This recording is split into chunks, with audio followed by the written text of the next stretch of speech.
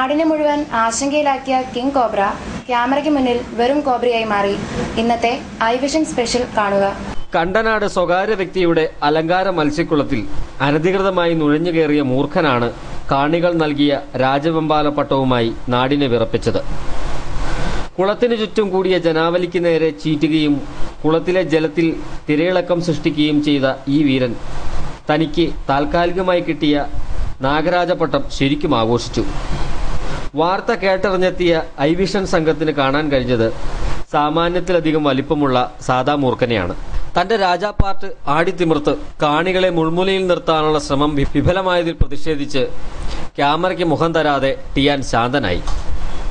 കാണികളുടെ എണ്ണം കുറഞ്ഞു വരുന്നതിന്റെ നിരാശയോടെ കുളപ്രകടനം തൽക്കാലം നിർത്തി വനപാലകരുടെ വരവും കാത്തുകിടന്നു പാവം മൂർഖൻ. I vision special Piravom.